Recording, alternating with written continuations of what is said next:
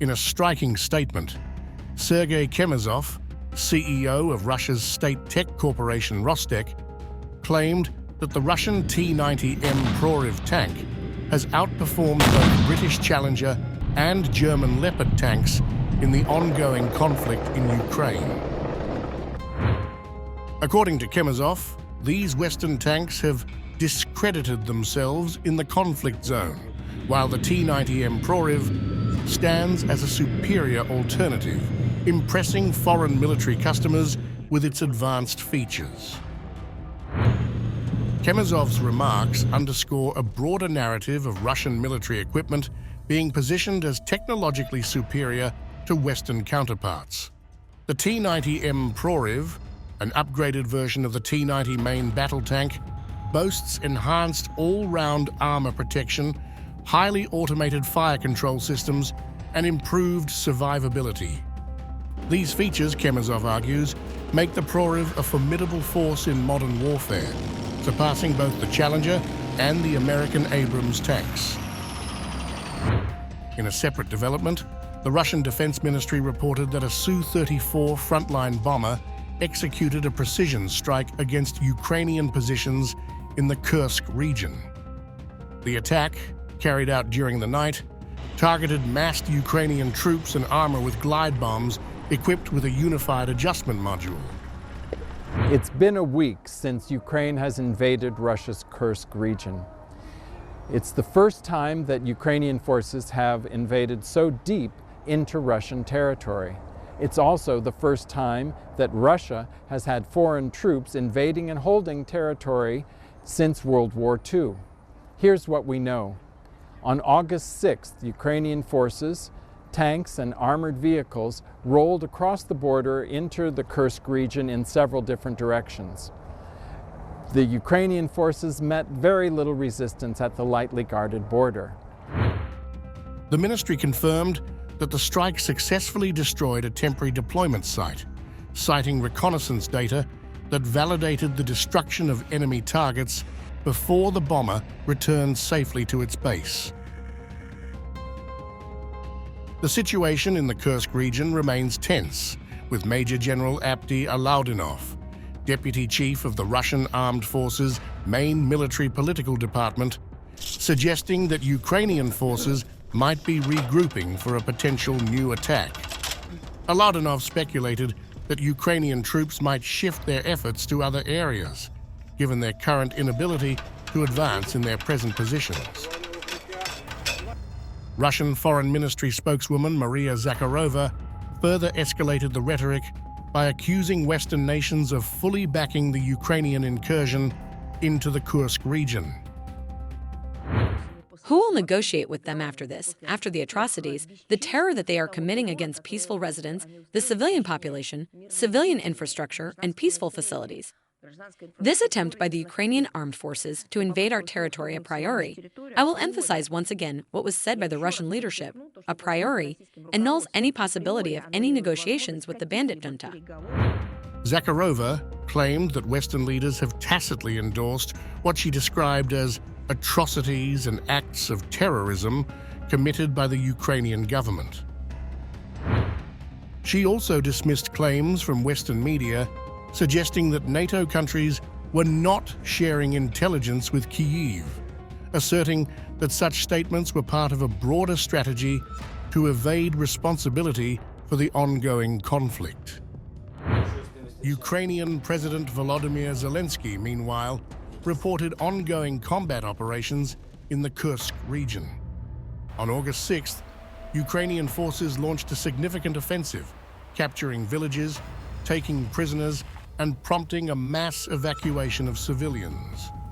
The surprise assault caught Russian forces off guard, leading to reports of conscription efforts to bolster defenses.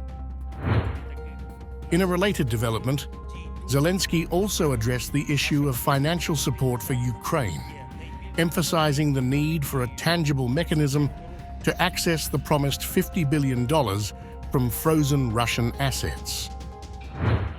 Today, we discussed our work with partners on advancing real decisions on the promised $50 billion from the frozen Russian assets. There have already been many political statements from our partners. There is still a lot being said about this, but we need a real mechanism. The European Union had previously agreed to utilize the interest accrued from these assets, held primarily in Belgium, for military aid and reconstruction efforts in Ukraine. Brussels estimates that this interest could provide approximately €3 billion annually.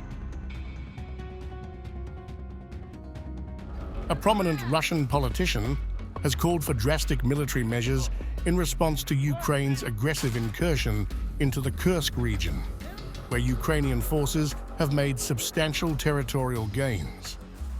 The call for extreme retribution comes amidst growing concerns over the escalating conflict and its impact on regional stability.